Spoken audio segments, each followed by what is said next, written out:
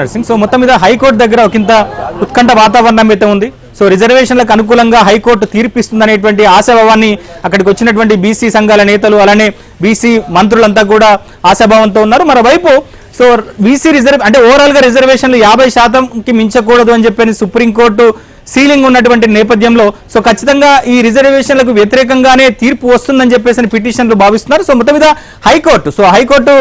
High court session మొదలవగానే so ఈ BC రిజర్వేషన్లకు సంబంధించినటువంటి పిటిషన్లు హైకోర్టు విచారణకు స్వీకరించింది. అయితే సో సుప్రీంకోర్టు ఈ కేసును తిరస్కరించింది అనేటువంటి అంశాన్ని ఇటు హైకోర్టుకు ప్రభుత్వానికి తరపున వాదిస్తున్నటువంటి అభిషేక్ మను సింఘ్వి తీసుకెళ్లారు. సో మరోవైపు 6 పిటిషన్లు కూడా విచారణలో ఉన్నటువంటి నేపథ్యంలో అన్ని పిటిషన్లను కలిపి మధ్యాహ్నం 12:30కు మరోసారి విచారిస్తామని చెప్పని హైకోర్టు చెప్పింది. సో మొత్తం మీద 12:30 తర్వాత మరోసారి ఈ అంశం మీద అంటే ఈ కేసుకు సంబంధించి బీసీ రిజర్వేషన్ల అంశానికి సంబంధించి మరోవైపు రిజర్వేషన్లకు అనుకూలంగా ప్రభుత్వం తీసుకొచ్చినటువంటి జీవో 9 మీద హైకోర్టు మరోసారి విచారించబోతుంది. సో హైకోర్టు ఏం చెప్పబోతుంది? సో ప్రభుత్వానికి అనుకూలంగా తీర్పిస్తే అనుకున్న ప్రకారంగానే షెడ్యూల్ ప్రకారంగానే ఈ రిజర్వేషన్లతోనే ఎన్నికలు జరుగుతాయా, లేదా హైకోర్టు ప్రభుత్వానికి ప్రతికూలంగా తీర్పిస్తే సో మళ్ళీ ఎన్నికలు ఎప్పుడు జరుగుతాయి, సో ఏ రిజర్వేషన్ల ప్రకారం ఎన్నికలకు వెళ్తారన్న దాని మీద ఒకంత ఉత్కంఠ సస్పెన్స్ అయితే కొనసాగుతుంది. మధ్యాహ్నం 12:30 తర్వాతనే హైకోర్టు ఇచ్చేటువంటి